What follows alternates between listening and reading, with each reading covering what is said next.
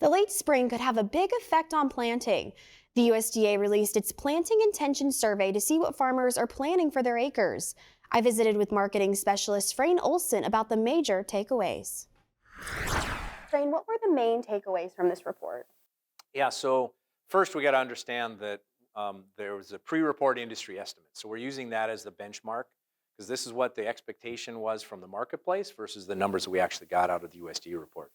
So when we look at the big three crops nationally, corn, soybeans, and wheat, the corn number, we were expecting the number to be up, planted acreage up to be from last year. That's what the expectation was coming in. We actually got a little stronger the number than what even the trade was expecting. So somewhat negative for the corn markets, but really not game changing because it was within what the range of expectations was. It was within kind of what people were thinking.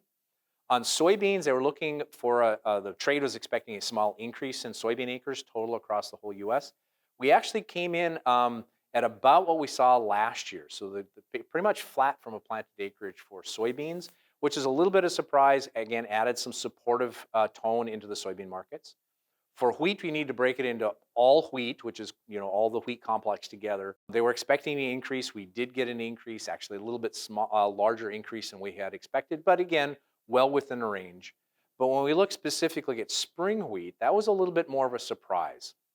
The trade was expecting an increase in spring wheat acreage from last year. We actually got a cut in the at least from the prospective plantings report on what the spring wheat numbers were going to be.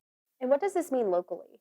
Yeah, so when we dig a little deeper and look at what happened in North Dakota specifically, again, we're looking at the big three crops.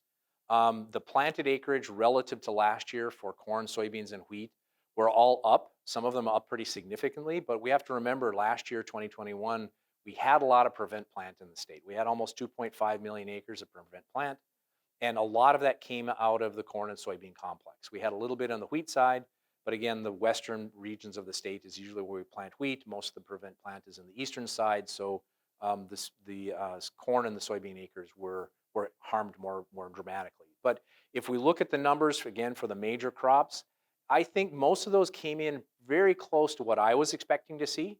And outside of the region, what does this mean nationally? Now, moving forward, the big things we'll be looking at is obviously planting progress. So we're going to have slower planting progress here in the Northern Plains, North Dakota, South Dakota, Minnesota. But when we get into the central corn belt and even into the south, right now they're looking like they'll likely have average or typical planting progress. So we're going to be watching at planting progress and the weather conditions and how many of those acres are actually going to be seeded and what does that mean for yield potential. Typically earlier seeding usually leads to higher yield potential, but we got a long growing season ahead of us. Well, thank you so much for your insight. Thank you. Frayne Olson. Thanks for watching AgweekTV on YouTube. Make sure to like and subscribe. We put out new videos every Saturday.